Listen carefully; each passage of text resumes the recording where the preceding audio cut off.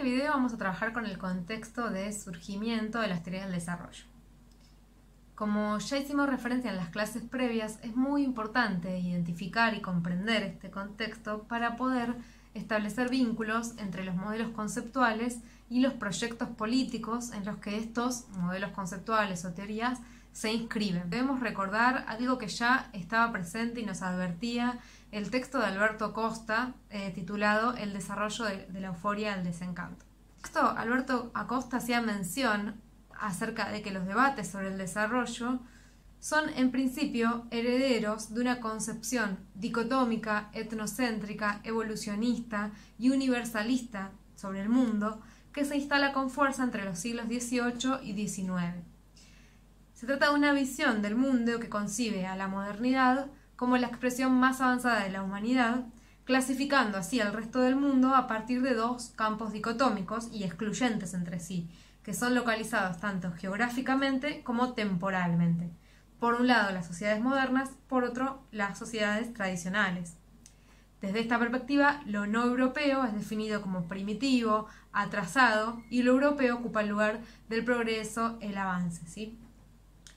Todo este paradigma que Acosta sitúa como característico de la Ilustración y del imperialismo del siglo XIX fundamentalmente, permea luego el desarrollo de un discurso sobre el desarrollo, el cual se va a popularizar especialmente a partir del año 1949.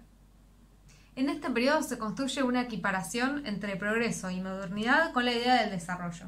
Hay una continuidad del pensamiento universalista y eurocéntrico de los siglos XVIII y XIX, pero ahora colocado en una clave institucionalizada y posteriormente profesionalizada.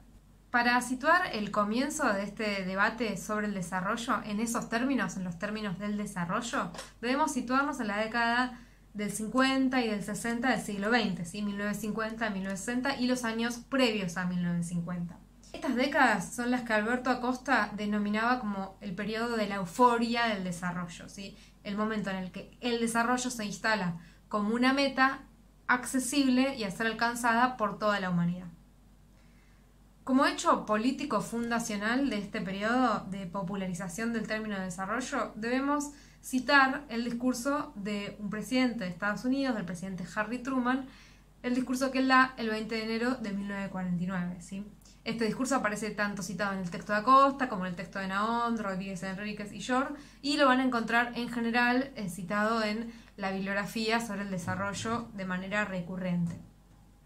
Harry Truman es un presidente de Estados Unidos, ya dijimos, que vivió entre 1884 y 1972 y fue presidente de Estados Unidos en dos mandatos, primero entre el 45 y el 49 y luego entre el 49 y el 53, siendo reelecto en este segundo periodo.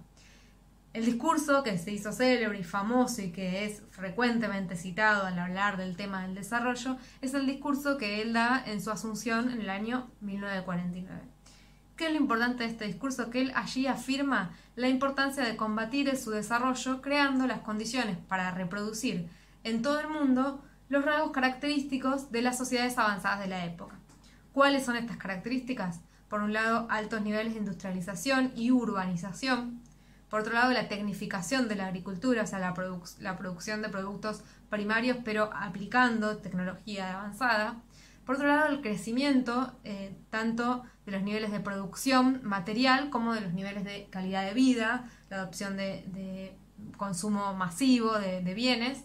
Y por otro lado, la adopción generalizada de los valores culturales modernos, es decir, los valores de la actitud emprendedora, los valores de eficiencia, productivismo, racionalidad productiva. Acá hace el rol que le asigna en este discurso el presidente Truman a la tecnología, a la ciencia, ¿no? O sea, lo que tenemos a disposición en este momento de todo el mundo son los avances técnicos, y con ellos avances técnicos es que podemos lograr trasladar el desarrollo hacia todos los países del mundo, hacia todas las sociedades, ¿sí? Y por otro lado, el optimismo de este pensamiento de creer que todos pueden alcanzar el desarrollo. Estas dos ideas son fundamentales de lo que luego va a ser la teoría de la modernización, ¿sí? El discurso de Truman marca un punto de inflexión en los debates del desarrollo porque a partir de ese momento es que se populariza el concepto de desarrollo. Hasta ese momento había debates acerca del cambio en la sociedad, del crecimiento económico, pensamientos acerca de la pobreza, las desigualdades, pero no se hablaba en términos de desarrollo. La propuesta de Truman, que luego es definida como la doctrina Truman y que fue, digamos, ilustrado en distintos planes como el Plan Marshall, es particularmente la de llevar los avances técnicos y el progreso a otros países mediante determinados tipos de ayuda, incluidas las ayudas crediticias, los préstamos. Esta doctrina Truman tiene como respuesta académica el surgimiento de la sociología y la economía del desarrollo. Esto está bien claro en los textos que tenían que leer para la semana pasada, los textos de Gutiérrez Garzas y los de Naón, Rodríguez Enríquez y Shore, ¿sí? La primera teoría que va a legitimar este planteo político es la teoría de la modernización, o sea que podemos pensar a la teoría de la modernización como un modo de justificar, legitimar, darle soporte científico a este planteo político que se establecía desde la política exterior de los Estados Unidos a partir de fines de la década del 40. Pero cuando hablamos del contexto de surgimiento de las teorías, debemos profundizar un poco más y preguntarnos qué es lo que estaba sucediendo en el mundo en este momento en el que este entonces presidente de Estados Unidos, da este discurso.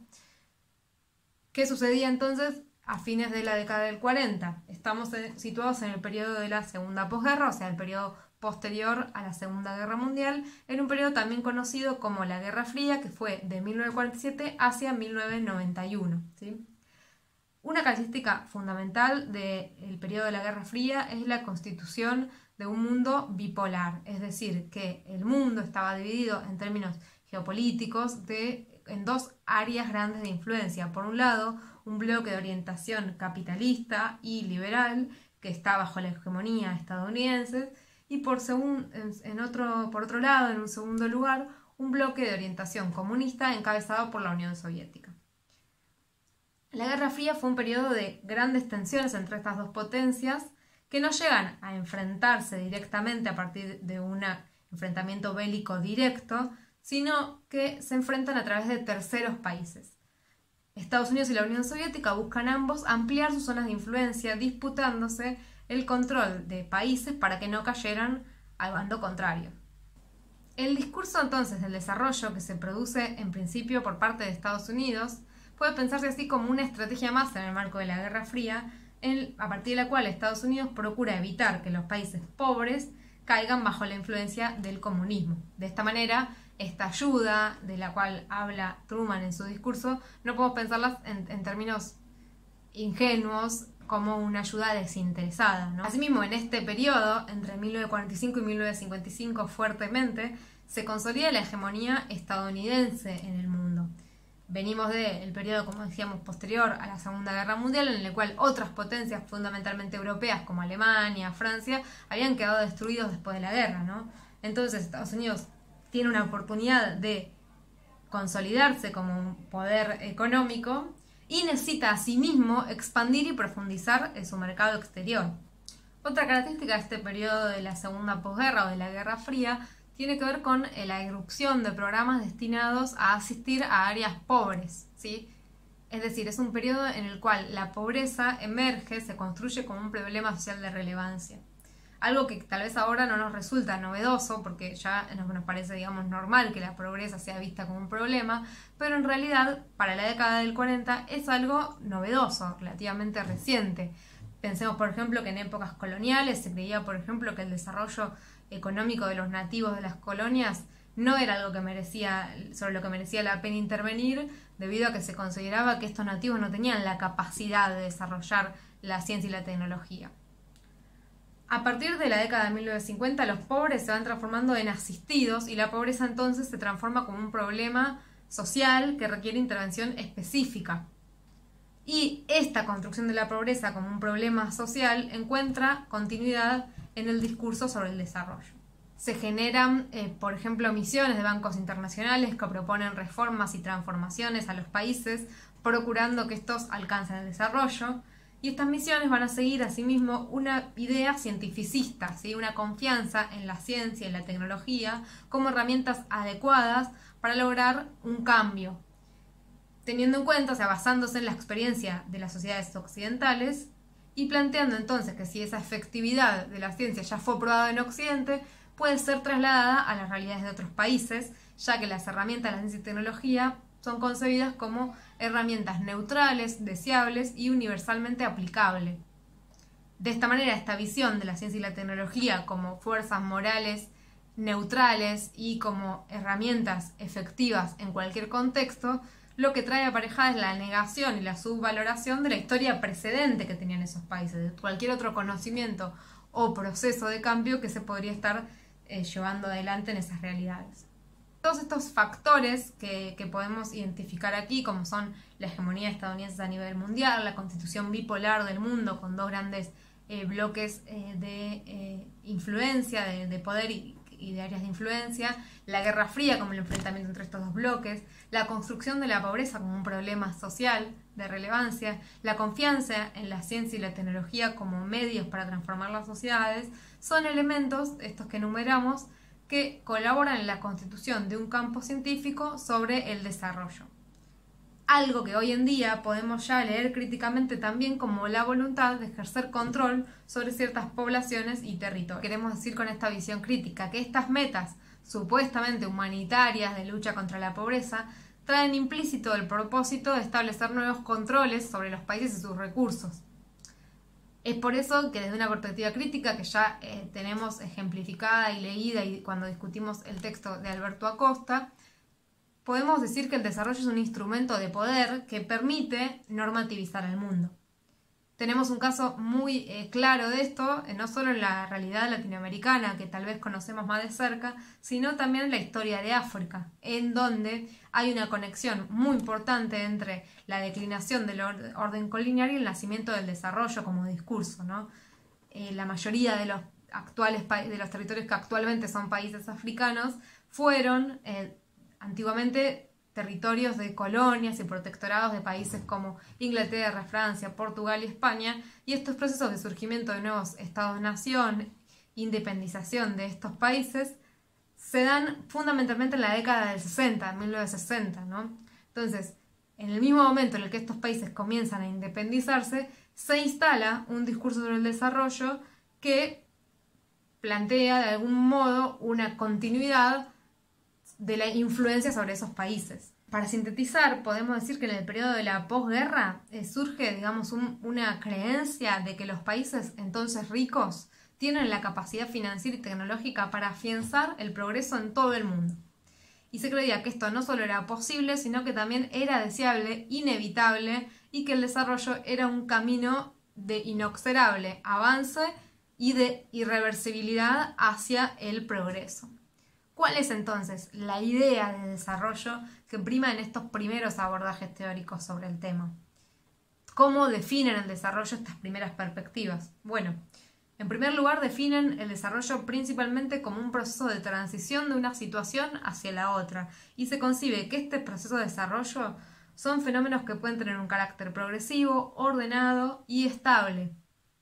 Esta forma de concebir el desarrollo, que es una concepción evolutiva del desarrollo, va a tener su máxima expresión a finales de los 50 e inicios de los 60 con las teorías de la modernización y las etapas de desarrollo económico que vemos ilustradas, por ejemplo, en los planteos de Rostow, de Lewis, de Parsons en sociología, de Gino Germani como exponente de la sociología argentina. Entonces, luego de esta segunda posguerra, en poco menos de una década, el carácter de las relaciones entre los países pobres y de los ricos cambia drásticamente, ¿sí? Tercer mundo, desarrollo, son conceptos que no existían antes de 1945 y que a comienzo ya de la década del 50 la noción de que existen tres mundos queda instalada con fuerza. ¿Cuáles son estos tres mundos? Un primer mundo conformado por las naciones industrializadas y libres, un segundo mundo conformado por las naciones comunistas también industrializadas y un tercer mundo configurado por las naciones pobres no industrializadas. Hacia ese tercer mundo que, según dicen autores decoloniales como Arturo Escobar, es de alguna manera inventado ese tercer mundo es que van dirigidas las políticas e ideas de desarrollo, ¿sí? Y Estados Unidos buscando imponer un modelo de sociedad que es el propio, que es el que sigue a imagen y semejanza su propia estructura social.